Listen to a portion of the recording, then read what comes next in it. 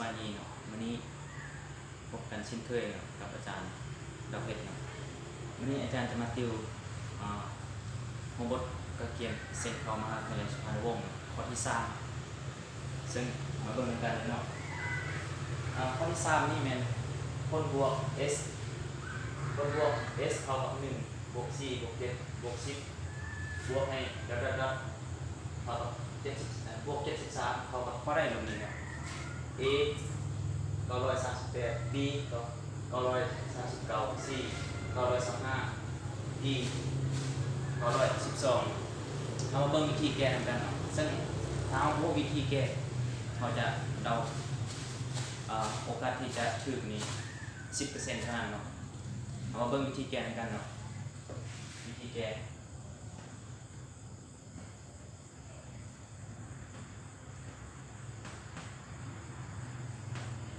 เนาะเขามีหรือจะ s 1บวก c บวก7บวก10บวก73ยังมีอันนี้เขามี a 1เท่ากับ1เกิดถ้า d หรือ d เท่ากับ a 2ลบให้ a 1เท่ากับ c ลบให้1เท่ากับ3 1เท่ากับ3และ an ก็คือตัวนี้ตัวสุดท้ายนี่คนสุดท้ายเท่ากับ73นี่เนาะแล้วเขามีสูตรเนาะสูตรคุณบวกเข้าไปของอันดับนี้บวกจากสูตร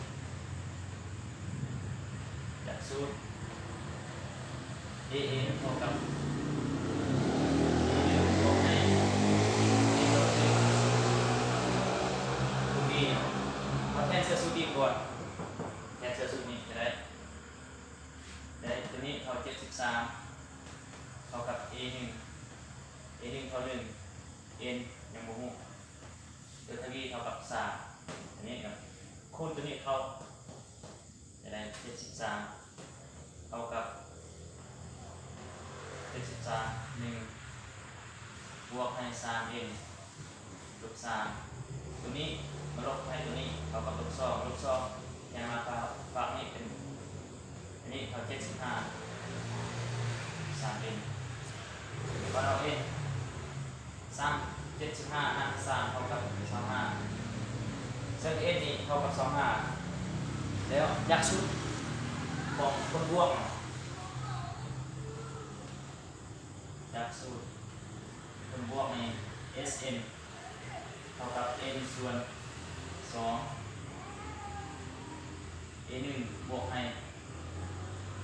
an หรือพจน์ที่1บวกให้พจน์สุดท้ายจะได้แค่เท่านี้เอา n แค่เท่านี้จะได้ s เท่ากับส่วน2 a 1เท่า1บวกให้73 74มาคูณนี้74คูณ25 53คูณ0.2 57 35มาบวกตัวนี้เป็น57 35บวกนี้เป็นบวก2เป็น54เป็น0.2 57 35มาบวก2เป็น37แบบ248 274จะได้0 8เป็น15ตัวนี้เป็น15คือ1ตัวนี้เป็น7เป็น